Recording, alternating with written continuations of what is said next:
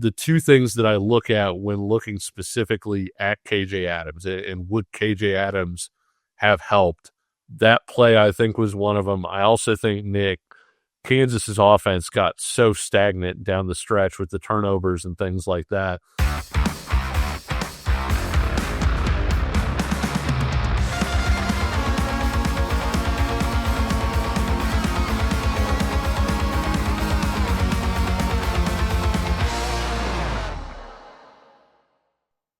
Pay heed, all who enter, and beware of this podcast. That's right, this is the Pay Heed podcast on the Kansas City Sports Network.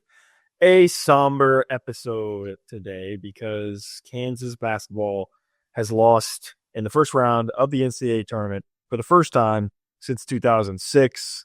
They fall against the 10th seed Arkansas 79-72 in Providence, Rhode Island. I'm Nick Springer. I'm here with Kevin Flaherty. We're brought to you by Emprise Bank, your partner in all things possible. Member FDIC. We're going to try to be as level-headed as possible, as even-keeled as possible on today's show, talking about this game. But certainly a frustrating, a disappointing, a hair-pulling out, if you will, type of end to a frustrating, disappointing, hair-pulling out, if you will, type of season is how things ended up going for Kansas on Thursday nights in Providence against Arkansas. And it was really, Kevin, a culmination of a bunch of different factors that we've already seen. It was like watching the same movie over and over again, to be honest. You had extreme lack of focus at times with some of the defense that Kansas had in the first half. And then in the second half, you have some of the issues late with turnovers and again, just sort of boneheaded plays.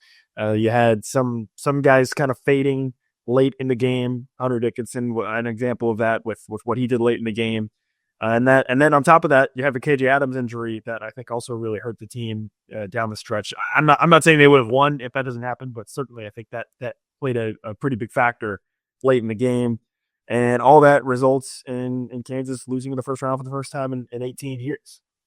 Yeah, I think you hit the nail. I think you hit the nail right on the head. And whenever KU lost, right? If it was in this round, if it was in the second round, if it was in the Sweet 16, I think this is the way we saw that movie going, right? I think that those were the flaws that you saw over the course of the season where you said ultimately when it ends for KU, it's probably not going to end in a blaze of glory where you say, oh my gosh, they were perfect tonight, but they just couldn't quite have enough. No, they were probably going to be undone by their own flaws and by uneven play and by not valuing possessions at times, by lack of defensive focus, like you said. They let Arkansas get on the offensive boards for some key buckets. And so when you combine kind of all of that together, last season played out sort of as a microcosm of, or last night played out sort of as a microcosm of the whole season. Something I wanted to say real quick, Nick, I looked it up right before we got onto the show. We've talked about Kansas getting off to slow starts, right? Kansas was down 12-5 at the first media timeout. We've talked about Kansas really struggling over those 4 minutes sort of to end the half and the 4 minutes to start the next half. From the last media timeout of the first half to the first media timeout of the second half, Kansas got outscored 14-4. Kansas has had trouble this year closing out in close games. Arkansas outscores Kansas 15-5 down the stretch. All told over those three periods, and I get the feeling somebody's going to be like, well, that's the whole game, right? Like the start, the middle, and the end. But the very start, the very end, and the very middle chunk, Kansas was outscored 41-14 over that time period. The rest of the game, which actually was the majority of the game, Nick, Kansas outscored Arkansas by 20 points. And so I think that's been the frustrating thing all year long, is it would be easy to just look at this team and say, oh, they're bad, right? They just aren't very good. Metrics wise, Nick, the end of the year better than they were a year ago, better than they were in 2021, better than they were in 2019. And all of those years had their reasons, and a lot of those reasons had to do with injuries, right? If Udoka Azubuike doesn't get hurt in 2019, they're probably a better team than they were this year. If Kevin McCullough didn't get hurt a year ago, they probably would have been a better team than this year. I think one of the things that really makes this pill difficult to swallow is that you did have some stretches like Kansas beating Arkansas by 20 points over the majority of this game, but you also didn't necessarily have a specific one thing you could point to. Oh, Hunter Dickinson missed, a bunch of time, and this is why this team struggles. It was just kind of that the pieces never really fit together. Yeah, and the most frustrating part of that is that's been sort of Bill Self's calling card at Kansas for the past 20 years, and the reason why this team has not lost in the first round since 2006, the reason why this team's never been lower than a 4 seed is because Bill Self coached teams time and time again tend to out-execute their opponents in those exact moments that you just highlighted, right? Start the games, middle of games, right before the end of the half, and then obviously at the end of games. That's typically where many Bill Self teams have been their best, right? Yep. Was they've been at their best. They've executed at their best. Whether it's been at Allen Fieldhouse or whether it's been in crunch time in the NCAA tournament, that's when those teams have been at their best so often under Bill Self. And so I think that's what makes it even more frustrating to watch this season unfold is, yeah, it's slapping you in the face. Hey, here's why Kansas is losing games. Here is why Kansas is struggling. And yet this sort of overarching faith in, yeah, but you have a Hall of Fame head coach, and this has been what he's been so good at over the course of his entire really tenure at Kansas. Like he'll figure it out, he'll make it work, and I think he certainly bears a lot of the blame. But I think at the end of the day, you just have to look at the guys on the floor, and they couldn't get it done, right? I mean, unfortunately, DeJuan Harris, he's obviously had an up and down career for Kansas, and down the stretch of the season, not just in this game against Arkansas, but you look back even sort of over the stretch of the season, he just really struggled. Just really had some underwhelming performances for Kansas, and you look at a guy like him and think, okay, late in the game when you have the lead or when it's a close game, your sixth-year point guard that is like a son to Bill Self in his own words, you would expect him to sort of be an extension of Self on the floor to be able to calm the team down, and that just wasn't the case. And you look at Hunter Dickinson, and I would still defend Hunter Dickinson. I would still say Hunter Dickinson has been what was asked of him at Kansas, basically, an All-American level player, one of the best big men in the country. But in this game in particular against Arkansas, he faded down the stretch, right? No points for him in the second half. And so when those things happen, it's tough to win. Those two guys, plus minus is not the end all be all, as you know, Kevin. As it's flawed, but those two guys were a combined minus 26 for the game. DeJuan Harris was minus 14, Hunter Dickinson was minus 12. So that's kind of where I'm at with that. And then again, the KJ Adams injury, I think, probably can't be emphasized enough, and the significance of it, and probably how much it impacted Kansas. And I'm not saying Kansas would have won with him still out there, but I think it looks a lot different over the last 3 minutes if he's able to go, because of the energy that he brings, because of how he can be sort of that maybe stabilizing force. And it just wasn't meant to be for him. And I feel terrible for him individually. I mean, the last play of your college career is going to be a significant injury, and potentially the last play of your basketball career for KJ Adams. I mean, I don't know what's going to be next for him if he has to endure long-term recovery. Bill Self mentioned post-game that he thinks it could be, they fearing the worst, could be a serious Achilles injury. Yeah. So that's devastating for a guy that has laid it all on the line his entire career at Kansas. To sort of have his career ended like that is it's sad to see. It's really unfortunate for him. So certainly praying for KJ Adams, and hopefully he's able to be on the track to a speedy recovery. But the funniest thing about this game, Kevin, is Kansas actually checked a few boxes of things that I thought they would need to win. Yeah. To win the game. And I want to talk about that a little bit more coming up on the other side of the break. This gives us a chance to, of course, tell you about our friends over at Home Field Apparel. You can shop Home Field Apparel at homefieldapparel.com. Use the promo code PAYHEAT24. They've got fantastic Kansas gear. Look, win or lose, I'm still repping with the Pay Heat shirt here on the show. But, of course, basketball season is over, but that doesn't mean you don't want to rep Kansas, because KU baseball off to a historic start. You'll definitely want to rep them. And of course, just look good in the summer and feel good in the summer with comfortable clothing, repping your favorite team. You can do that with Home Field Apparel. They've got some of the comfiest apparel around. And again, use that promo code PAY24, 15% off your first order over at homefieldapparel.com. More Kansas basketball talk is coming next. Looking for tickets for your next event? Tickets for Less is your number one source. Save big on every purchase when you use promo code KCSN at ticketsforless.com. Success in real estate takes more than vision. It takes the right financial partner. When someone takes something rundown and turns it into something great, that's called a comeback story. Like Brian Group. They take distressed properties here in KC, completely rework them, and then turn them into valuable real estate. But that kind of work needs the right bank behind it. Enter Emprise Bank. They're not about cookie-cutter loans. They saw Brian Group's vision, backed them, and now they're making big moves in Kansas City real estate. Talk about your partner impossible. Emprise doesn't do one-size-fits-all financing. They invest in potential and back growth. Visit emprisebank.com/KC to learn more. Emprise Bank, member FDIC, equal housing lender.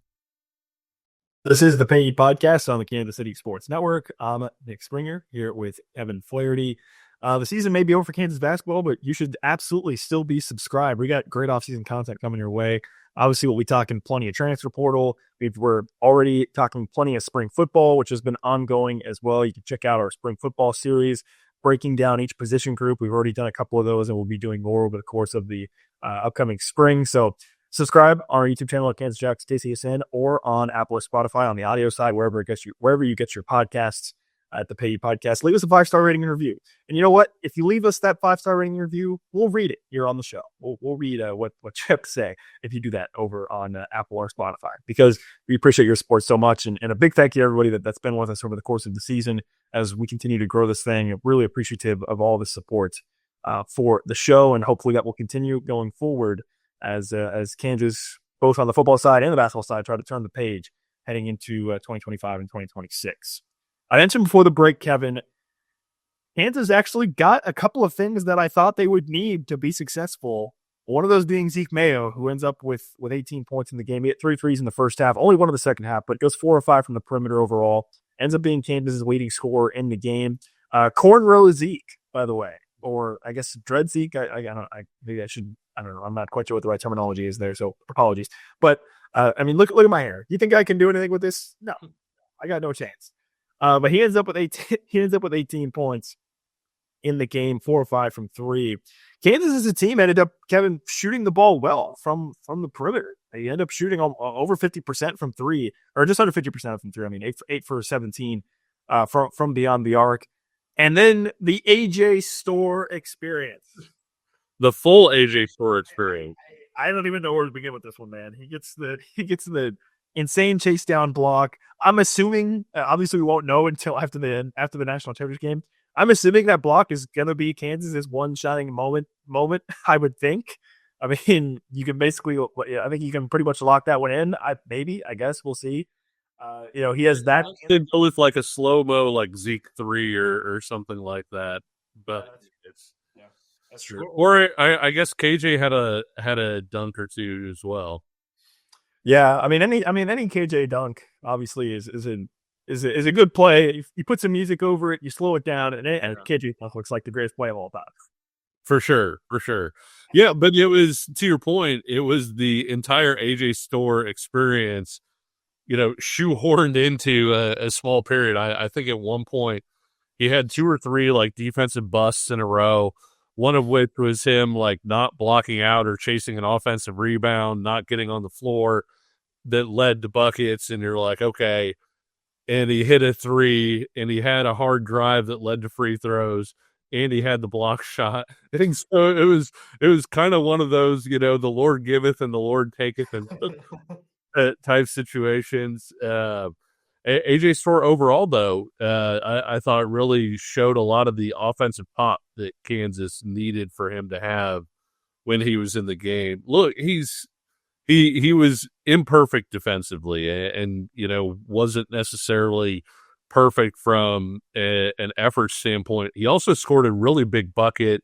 If you think about when DeJuan Harris got his layup on the fast break blocked, and he, because he sprinted the floor, he was there to stick that back in. And so the effort was there, at times last night, at times, got caught ball watching maybe a little bit, but the full AJ Storr experience, good and bad. I thought he maybe trended a little more positive than bad last night. They really needed that scoring pop, but it was kind of funny because over like a 5-minute, 6-minute period there, you got all of the AJ Storr thing just like crammed into one little area. Yeah, he ends up with 15 points in the game and was a nice score off the bench, as you said, in the game for Kansas. And that's kind of what I was thinking. I was sitting back thinking about it, and Zeke Mayo scores 18, is effective from the perimeter. You got some scoring pop from AJ Storr off the bench. There's been games this season where if those two things happen, Kansas wins easily. And in this game, those two things happen, but you have what happens in the second half with Hunter Dickinson sort of falling apart, DeJuan Harris really struggling as well, a KJ Adams injury, and just those things, I guess, became too much to overcome for Kansas down the stretch. The one big question I wanted to that week, I mean, get off. And I had multiple friends texting me about this earlier in the game. If you're Bill Self, you're waking up this morning, is your biggest question about this game, should I have gone to zone earlier? Kansas goes to his own defense late in the second half, and really kind of put Arkansas into a lot of trouble with it at certain points. And the question is, should they have gone to it earlier, do you think? It's funny, credit where credit's due, and I don't actually remember who tweeted this, and I feel bad about this. Nick, somebody tweeted at me last night, like 6 or 8 minutes into the game, like, "Hey, you should probably go zone." And it was super early. And I think I even responded. I said, not that they couldn't, and they've typically gone with the triangle and 2 against Calipari teams in the past. It's kind of one of those things that whenever you see KU play against Calipari, you feel like that zone is coming. But KU hadn't really played it a whole lot this year. I think I don't think they played zone at all. I think they said after the game that based on whichever site they were using, KU had used it 7 possessions all year. And so I just wasn't sure, hey, are they going to do this? And are they going to be able to execute it, having not really done it in the past? Because in the past, when Self has rolled it out, it feels like it's been something that they've been able to go to a little bit here and there. Self used it against K-State there for a little while, back when they had like Denny Clemente and I feel like Rodney McGruder maybe. And they would use it more often. My question was, even if they went to it, would it be effective? And it really was, Nick. It was terrific. It allowed Kansas to get back in the game, even though the Kansas offense at that point wasn't operating at as high a level. Arkansas's offense really got kind of stymied. They weren't moving around. They weren't moving the ball real well either. One of the things that does stink a little bit, and I'm not putting blame on Flory here. Flory's energy, I felt like was pretty good, and he did some great things for him. His lob dunk that he had was pretty impressive as well. When you look at the big 3 that John L. Davis hit late, that kind of turned the game, I feel like, because it was still 1 possession game at that point, and Arkansas just has token ball movement around the top of the key, and John L. Davis gets a wide open 3 that he, it's a warm-up jumper, basically. Flory didn't rally out there quickly enough. That's the spot that KJ would have been in, and I do feel like KJ would have been more likely to kind of get out there and challenge that shot or even make sure that he doesn't get that shot. Flory kind of reacted late there. And it stinks to put so much blame onto one play. And there were so many different plays that went wrong. But that's one circumstance, to your point about KJ Adams, where you said, hey, I don't know that was the reason, or I don't know, whatever. Sort of the two things that I look at when looking specifically at KJ Adams, and would KJ Adams have helped? That play, I think, was one of them. I also think, Nick, Kansas's offense got so stagnant down the stretch with the turnovers and things like that. And when KJ is in, because of the short roll and some of the things that he's able to do, you're not necessarily as stagnant. You can do a few more things offensively, where Kansas maybe isn't having, 5 turnovers over the final 3:15 or whatever, because you're able to attack Arkansas in maybe some different ways. And so those are the two different things that I look at. I'm not saying they lost it because of KJ's injury. Those are the two areas where I feel like KJ, might have helped if he had been healthy and had been out there. Yeah. I think with the KJ point, you and I both agree. Like, I don't know that him being out there automatically means Kansas wins, but certainly I think that last stretch feels a bit different for Kansas. And then what you mentioned about the zone.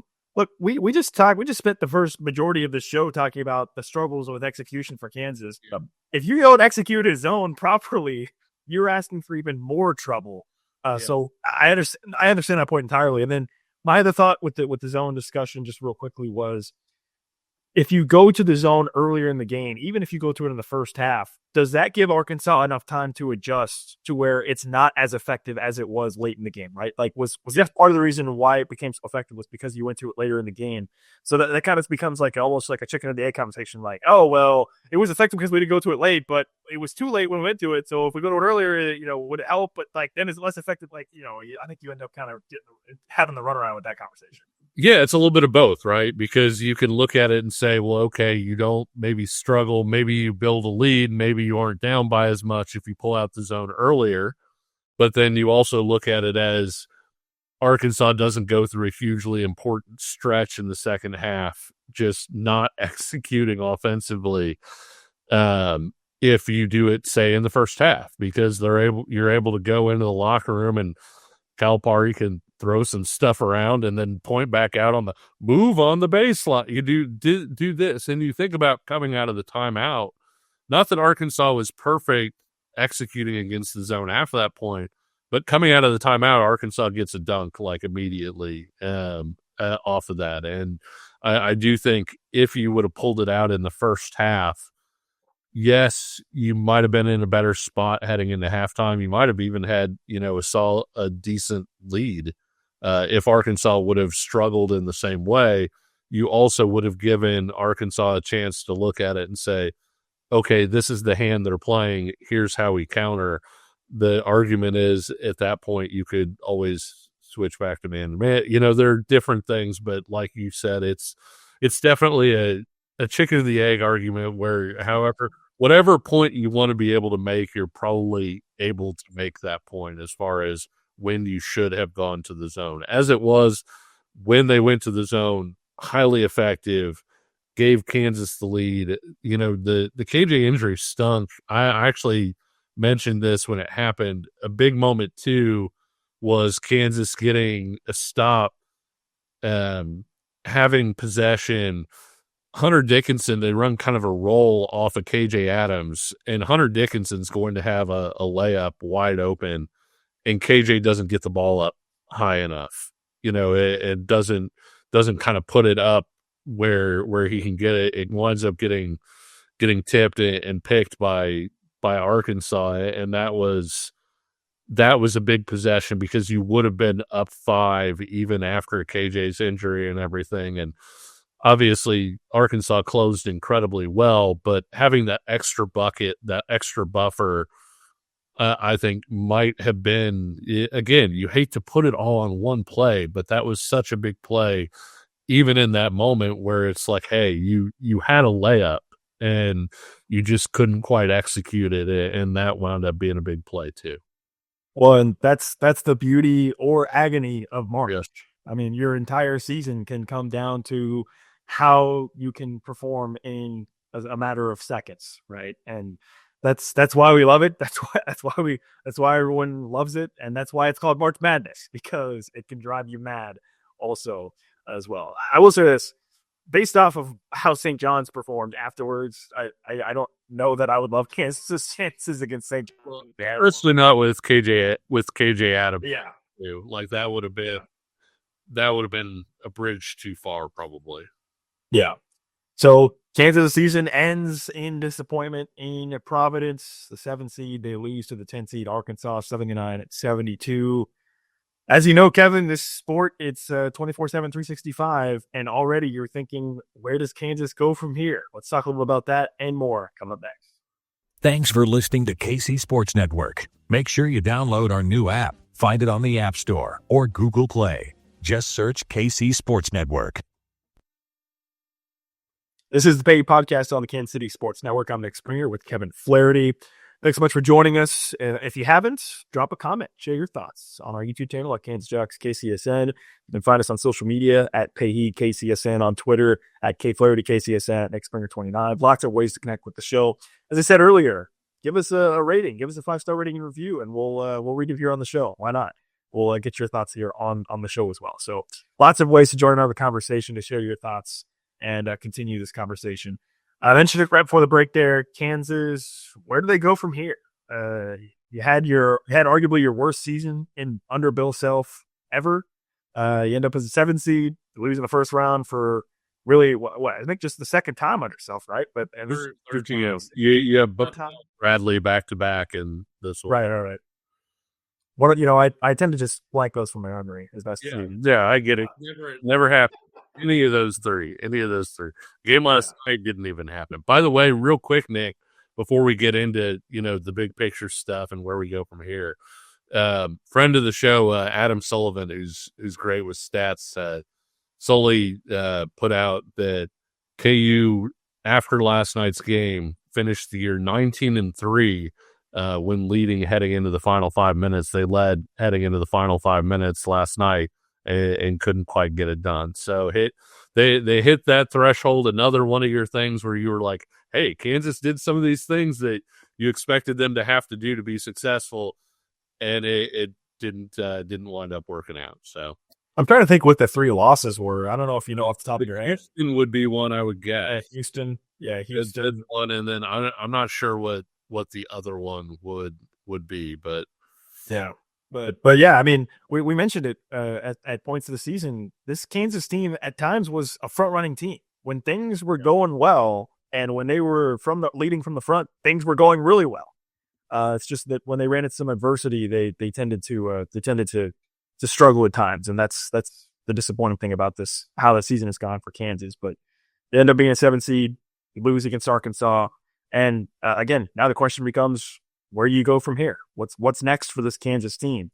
You look at this roster, and there's going to be a lot of turnover going into next season with DeJuan Harris and KJ Adams departing, with Hunter Dickinson gone, with the transfer portal possibly still, you expect probably a couple players to maybe enter the portal and depart the program. It's hard to say who that could be at this point. And then obviously you've got some talent coming in as from the freshman class.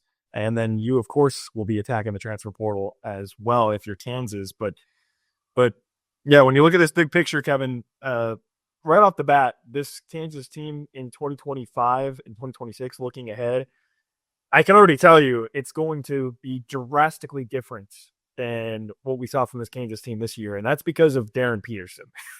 Darren Peterson is going to make this team look drastically different. You're going from DeJuan Harris, who is, that pass first, sort of more floor general type of point guard, to Darren Peterson, who is a big-bodied, aggressive, physical, downhill scorer, can score at all 3 levels, is an explosive type of player at the guard position. So already, just based off of that factor alone, you can expect this Kansas team next year in 2025 and 2026 to look a lot different just from that standpoint, with the type of player that Darren Peterson can be. And I think the type of player that you and I both expect him to be is an explosive, downhill, aggressive point guard, which is going to be, again, just drastically different from what Kansas has had with DeJuan Harris over the past couple seasons. Yeah, I think there are 2 things that'll make next year's team look vastly different. That's one. The other one is Hunter Dickinson moving on, and Kansas with Hunter Dickinson, I feel like I'm right there with you. Last night aside, and it's tough because there have been a lot of really good Kansas players that have kind of been found wanting in their final game. If you look back, Perry Ellis, didn't perform against Villanova back in 2016, and there are a lot of KU players. Sharon Collins is a guy that was one of my favorites to watch. Really struggled against Northern Iowa in his finale, and so it's tough in that's kind of the final memory or whatever that you have of that player. But overall, I do think Hunter Dickinson takes probably way more heat than he should. The one thing I will say though, Nick, is I'm not sure Kansas was able to defend the way that it wanted to defend, or the way that Bill Self wanted to defend. And a big part of that was Hunter Dickinson, for all his skill on offense, was not a great defender. He didn't have great foot speed, rallying back, he didn't have those traits that Self looks for a lot of times there. And you look at Kansas's best defenses have typically had a center that's kind of the back line and is a guy that, even if he doesn't move super well, is somebody that you still expect to contest stuff at the rim and maybe do better in those situations than Hunter Dickinson did. All of a sudden it's Flory's show, right? And Flory, you give him an off season to get stronger in the weight room, an off season to continue to develop his game and get more comfortable. That's going to be the other aspect, is how athletic Kansas is going to be at the 5 all of a sudden. This is a team now that can high hedge and have Flory rally back. And it's a team that also, Flory is, as we saw even last night, he's a guy that is a tremendous shot blocker. He can block. There are a lot of shot blockers that, can block shots when they're off the ball, right? Where, hey, you're working on your man and he comes over and swats a shot. There aren't a whole lot of shot blockers that can do both that and block their own man's shot. Flory is a terrific shot blocker. And so between the two of them, and I expect Peterson to be a good defender too. It's an area that he takes a lot of pride in. He's also a physical guy, a really good athlete. The buy-in with Peterson, I think is really good. And to your overall point about, hey, Kansas has a scoring point guard again. And that's something that, whether it's Devon Dotson, who got it done in a different way than Peterson's going to get it done, whether it's Frank Mason, Devontae Graham, whether you go back to Tyshawn Taylor, Elijah Johnson did some really nice things, even in his, 1 year starting at the point. Sharon Collins, Kansas has had scoring point guards on so many of its better teams. And so I think having a guy that can roll the ball out and basically get 20 plus, that's going to be a huge factor. And honestly, Nick, I expect those two pieces, and Kansas is going to have other pieces. I'm sure we're going to get into that in terms of, hey, who do we think is going to stay or go, or what decisions are out there. But I do think that Self has a chance to build a really fun team sort of around those two totem poles, one at point guard and one at the center spot. By the way, if you are a Kansas fan in Lawrence or around the Lawrence area, and you want to get a little bit of taste of that we're just talking about, Darren Peterson's going to be playing in Lawrence at Haskell University as part of their AAU circuit. There is a possibility of Darren Peterson and AJ Dabansta, who's the numbers, basically number 1 and 2. If you look at every recruiting service, 1 and 2. Peterson, I think, he's passed him in some, but 1 and 2, really those two guys. Dabansta going to BYU too, so Big 12 rivalry heading up. Yep. So they could be facing each other at Haskell University in Lawrence. So if you're looking for maybe a little appetizer, if you will, for 2025 with Darren Peterson, and you're in the Lawrence area, around the Lawrence area, you could come check it out in Lawrence. So that's something kind of cool if you want to have a chance to do that as well. But yeah, I think you said it very well with Darren Peterson and what we can expect from him. Like, he's just such a different player. And I don't want to I don't want people to think that that's like celebratory, like DeJuan Harris, get off the team, like glad you're gone. Like, no, it's just they're just different players, right? They're just different types of guard, different types of point guards, and Kansas obviously I think has had DeJuan Harris for multiple years now, and then it's just going to be much different with Darren Peterson. Another name to keep an eye on, besides Flory as at the big name position, is Bryson Tiller. He joined the team at semester. He's been dealing with an ankle injury, he wouldn't have played regardless. He was going to be joining the red shirt regardless, but he's been dealing with an ankle injury. But a big 6'9", 6'10", big power forward type forward player. He's a guy to keep an eye on potentially. He's having an impact in 2025 as well. But yeah, when you just think about Darren Peterson and Flory doing it together, that in and of itself is a very tantalizing prospect. And then you start to think about what you could put around them as well. In terms of players on the roster that could come back or will have decisions to make, Ruckus Passmore is one to keep an eye on. Hopefully he comes back. I think he's a guy that has a chance to really develop for Kansas. You will be getting our Marco Jackson back as well, I would assume. And I don't think he would transfer out after being out for the whole season, but I guess in this era, you never know. Well, El Marco, by the way, and I'm sorry to cut you off. We brought it up. The reviews on El Marco were incredibly positive before the injury. And we've seen guys under Bill Self make this jump, obviously, and so I think one of the interactions I get a lot online is, well, you can't play El Marco in this lineup because he can't shoot, or I don't know why people are expecting anything from El Marco. Honestly, you can't look at what he did as a freshman and just say that's El Marco Jackson. That's it. I think, there were a lot of things at play there. One of which is I just think he lost his confidence over his first year. He's a terrific athlete though, and you add that piece in from last night's game. Kansas was the less athletic team. I don't think there's any question that Arkansas was more athletic. And all of a sudden, though, Nick, you start looking at those guys. You look at El Marco Jackson, you look at Ruckus Passmore and him continuing to develop. And Self has a pretty athletic base there to start with, for sure. Rylan Griffin will have a decision to make about whether or not he would like to return to Kansas. Getting into this whole transfer portal discussion, for this season particularly, AJ Storr, I think you could qualify as a pretty big miss. Rylan Griffin, I think just with how inconsistent he was, maybe you could say it was a miss. I think you could say Dickie Coit was a successful transfer hit, I guess, based off what he did. Shaq Moore obviously was hurt for majority of the season, which was really disappointing. He did get into the game. When we're talking about the game, we didn't really mention it, but he did play a little bit in the game against Arkansas, but didn't minimal impact, I would say, for the most part. But Rylan Griffin will have a decision to make about his future, whether or not he has another extra year. He could stick around on this team, or could decide to potentially move on as well. Dickie Coit has a chance to come back with that ruling coming up. He's a guy that has already expressed interest in wanting to return to Kansas as well. So he's somebody to keep an eye on also. But yeah, Rylan Griffin's probably the biggest one. I think that realistically has a real decision as to what he wants to do. And then at that point, you start to look for, if you're Kansas, who you're going to be bringing in, what type of players you're going to be bringing in. And this has been sort of a long-winded conversation we've had over the course of many different shows over the course of the season about how Kansas wants to go about attacking the transfer portal.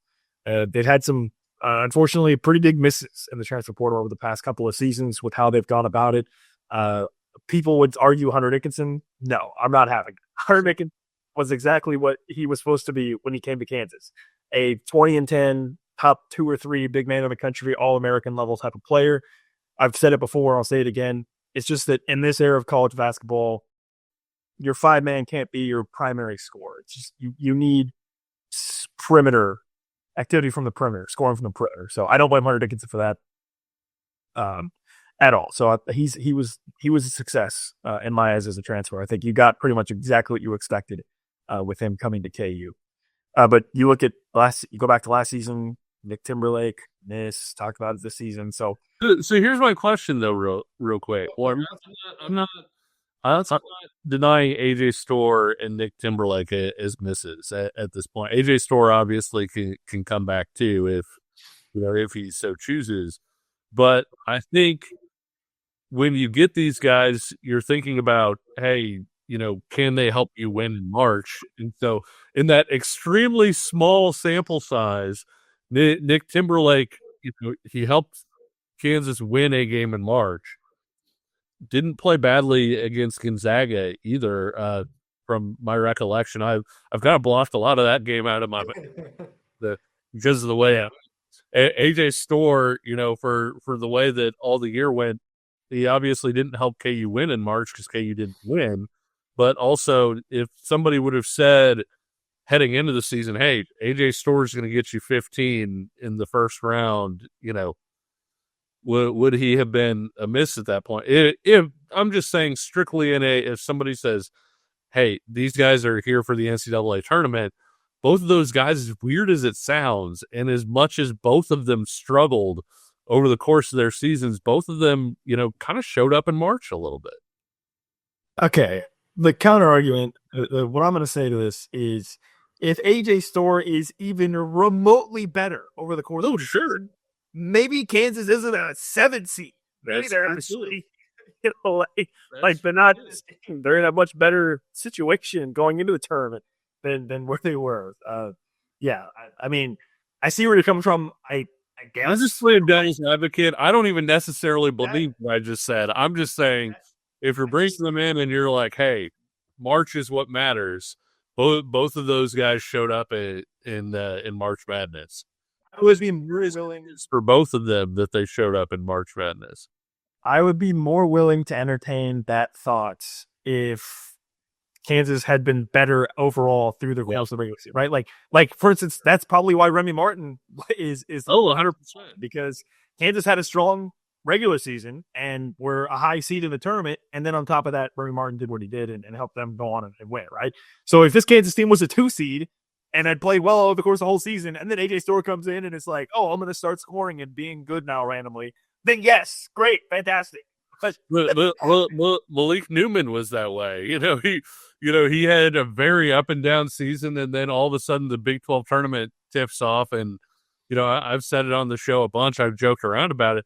It's not that much of a joke to say Malik Newman was like the best player in college basketball over that time period, or whatever. Jalen Brunson would be the other guy that had an argument, and obviously had a pretty strong argument given that Villanova won the national title. But at the same time, like, Malik Newman went from literally a month earlier getting benched to being an All-America level player when it mattered most. So yeah, it's a point well made. I'm just saying, like, it is kind of interesting that both of those guys, for all of their issues and as much as they struggled all year long, both of those guys did wind up actually playing, decent to fairly well in March. All of this conversation leads to sort of one underlying theme here, which is the transfer portal is an enigma. It is a very tough code to crack. And Bill Self and this Kansas team have taken an approach in the transfer portal of I think, trying to find some of the best players that they thought were available, smashing them together and saying, we're going to make it work here at Kansas. And obviously that hasn't really worked. So I would advocate for Kansas to look in the mirror a little bit about who they evaluate and what they're looking for in the transfer portal this cycle. Because while, yes, it is an enigma, it is more or less a crapshoot. There are programs around the country, Kevin, that have had more success than others on the transfer portal, which means, yes, it is an enigma. It is chaos. It is, you never know what's going to happen, but there is somewhat of a method to the madness if you can find the right pieces to fit what you're looking for. And we've seen programs have that. I mean, Houston's a great example this season, bringing in Milos Uzan and turning him into a perfect replacement for Jamal Shed. You look at, I think Alabama's a good example as well. I'm a program that's had guys, transfers brought in and have made it successful. So I think Kansas needs to maybe adjust their strategy this offseason a little bit in the transfer portal and look for players that they think can fit the system that Bill Self has and fit the players that they have as well and fit with Darren Peterson and with Floyd Badunga. I think that was maybe sort of underlying theme. And here's a statement we've made a lot of times throughout this season with this particular Kansas team, which is the pieces don't fit, right? Yeah. You had players individually that on paper look like they would be great players. AJ Storr, Rylan Griffin, Hunter Dickinson, KJ Adams. All those guys on paper individually may look like they might be great players. You throw them together, mix them up, and it didn't work. So I think there needs to be a little bit of adjustment in strategy for Kansas here in the transfer portal to say, okay, these are the players we have on our roster already, or we know that are going to be on our roster going into 2025. Once we know that, we need to find guys that we think can fit together with those players and fit the system that Bill Self wants to utilize. And I think if they do that, there's a chance you might find they have more success going into 2025 with the roster they have. And honestly, you might find that might be a little bit cheaper in your wallet as well. Finding players that you think are better fits versus maybe just trying to throw your weight around and go get what you believe to be are the best individual players in the portal. In fairness, it's kind of funny to look back and some people will say this isn't funny, but it's kind of funny to look back because I do think in some spots KU has looked to fill certain roles very specifically with guys, right? Like Nick Timberlake was brought in to do a very specific thing and kind of struggled at that thing. The interesting thing about that is, Nick, we've talked about it on the show, KU kind of recruited he and Dalton Connect kind of for the same thing, wound up getting Nick Timberlake, which was not obviously the better part of that equation. This year KU brings in Rylan Griffin and you say, hey, we're not asking this guy to be a star, right? We're asking him to be a 3-and-D guy. And Rylan Griffin really struggled for whatever reason. Like that should have been an easy puzzle piece to fit in, and it didn't fit. And you look at a guy that KU desperately wanted, really tried to get, couldn't get ultimately, like Kobe Brea. And Kobe Brea is shooting 44% from three, averaging 12 points a game for Kentucky. And so there are some instances. I do think it's really tough to find a star in the portal. Not impossible, but it's tough. But when you go out and you say, hey, we want a stretch four specifically, we want somebody who fits this box, I think that's the way to go about it. The flip side of that, Nick, is Kansas has done a little bit of that, and still the guys haven't, for whatever reason, filled into those roles, especially when they brought them in to be shooters that maybe you hope they would be. I'm interested to see specifically what they do with KJ Adams' replacement, because I think it's likely that they'll want to pair a lot of outside shooting around Darren Peterson. And I think when you look at that 4 spot, and especially with Flory operating out of the middle, not being a shooter himself, you're probably going to want to try and get a lineup that can play 4 out. And so you're probably going to try and find a stretch 4. But do you find a stretch 4 who's able to do the things that Bill Self is inevitably going to want that person to do? That was part of the issue with AJ Storr. I mean, yes, there were times where AJ Storr was too passive offensively, and we talked about on the show how it looked like at times the confidence just wasn't there, right? It looked like he just didn't have confidence that he was going to play well. The flip side of it, though, was even heading into the season, we said, if AJ Storr is going to be the AJ Storr that KU needs him to be, he needs to buy into defense. He needs to buy into getting on the floor for loose balls. And those things were a year-long battle for Bill Self. And so I'm very interested to see, as Self is looking for these specific fits, are they guys that their KU can do a better job of evaluating personalities maybe than they have in the past? And are these guys that KU is going to better be able to evaluate and find a guy like, hey, we want a shooter, this guy shoots 40%, great, but find a guy that actually, fits in perfectly with what they want to do and fill those roles. Because on paper, Rylan Griffin, great fit. On paper, Nick Timberlake, easy fit, as an off-the-bench shooter. And in both of those cases, it didn't wind up working out. Yeah, and many questions yet to be answered for Kansas in the transfer portal, what they'll be looking at. And, of course, we'll be talking about that over the course of the remainder of spring and into the summer with the transfer portal. So we'll have names to watch, names to keep an eye on, discussing breaking news about players joining the team, players possibly departing if there's any big departures beyond what we sort of highlighted here. So still lots to discuss with this Kansas basketball team as they try to put together the early semblance of their roster heading into the summer and getting ready for 2025. And 2025 feels like it's a very, very, very important year for Kansas, Kevin, because you're coming off of your worst season under Bill Self, I would say, at this point, and you're bringing in the number one player in the country, a guy that Bill Self has compared to Andrew Wiggins, has compared to some of the best players he's ever recruited with Darren Peterson. The expectations for 2025, despite how this season went for Kansas, are going to be as high as ever, I think, in Lawrence for that reason and more. So that is setting up to be a very, very big year for Kansas, for the program, for expectations for what they can do, hopefully, with Dan Peterson, with Floyd Badunga, what they can put together around them. So I think while there's a lot of fan frustration, obviously, disappointment about what has been really an unequivocal failure in 2024, to me, 2025 is going to have as high as expectations as ever.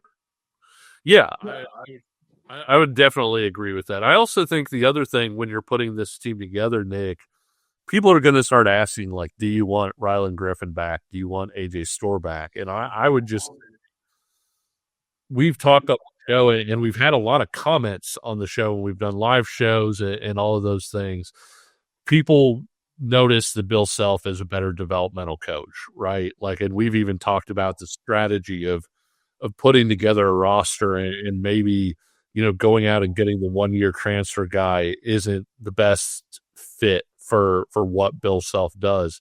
You want Rylan Griffin back. You want AJ Storr back. And I know there are going to be some people who are going to shake their heads and say, no, oh my gosh, AJ Storr had 2 of his best 3 games in the past couple games. And I'm not saying that's who AJ Storr is. I'm just saying AJ Storr, he played his best basketball at the end of the year. You give him a full off season to go through. He knows what expectations are now.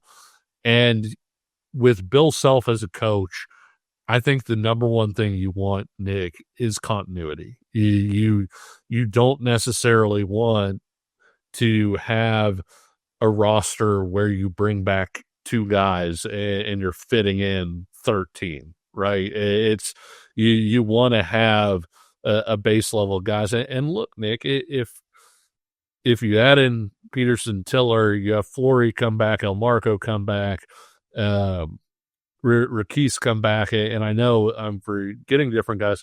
If you have 7 guys coming back, that still gives you 8 spots to go into the transfer portal, right? Like, you want as much continuity as possible. And even with the year going the way that it did, I would really caution people against saying, well, throw it all away and start over, because I do think that continuity in developing guys who are within the program is this staff's greatest strength. And so if it were me, if I were GM of Kansas for the day, if Kansas winds up hiring a GM, as some think they're going to wind up doing, I would caution against running guys off versus, hey, have Rylan come back, have him have a good offseason. And I think Rylan Griffin could be the guy next year that you hoped he would be this year. I think AJ Storr, when you saw who he was at the very end of the year, I'm not saying he's going to be a 17-point-a-game guy at Kansas, but I do think that AJ Storr with a full offseason, I think he could be a positive for Kansas. And the more of those pieces that you can stack and the more continuity that you can have in the program, the better. Ask our neighbors to the west how trying to build an entire roster based off of transfer portal NIL guys went. Just maybe ask your neighbor who's a K-State fan how their season went, and that'll give you, I think, a little bit of a good snapshot of what Kevin was just highlighting there about wanting to maintain some semblance of continuity year over year. 2 big things that are going to change. You touched on one there, and we'll have plenty of time more in the offseason to talk about this. But revenue sharing is going to be coming up in the summer. That's going to be changing the landscape of NIL distribution, how that works every program is going to have basically $20.5 million to work with to distribute among their athletes. That's going to be changing how the financial situation works. It'll be probably less of the wild, wild west a little bit with NIL. We'll see how that impacts things. And then the second thing, that was something that you mentioned, which is roster cap is changing. It'll be 15 players, period, on your roster. So that means you could have 15 scholarship players if you want. That means you could have still a couple of walk-ons, but 15, that's it, period. That's an adjustment as well that's going to be happening. So two kind of small things that could be big things to keep an eye on as well as we continue this conversation over the course of the rest of the spring and summer as Kansas builds a roster heading into 2025. Kevin, any final thoughts here before we wrap up this show and kind of, I guess, put a bow on the 2024 season with Kansas getting knocked out in the first round? No, I mean, it was like we said in the opening segment. I think that whenever KU went out, it was going to be something like this. It was a flawed team. I will say I do have a lot of respect for them. I feel like they did bounce back and play better after the brutal Utah trip. I thought they played better basketball. I thought they competed better. They tried harder. Ultimately, though, Nick, inconsistency was the thing that just killed this team, and that's the thing that's going to be frustrating looking back even 5 years from now. Is you're going to say, hey, when this team was really good, and in some cases they were really good and really bad within the same game. You look at the Baylor game as the most obvious example. By the way, you asked who the third loss was. That was the third loss. KU actually, it feels to say because KU got run by Baylor down the stretch.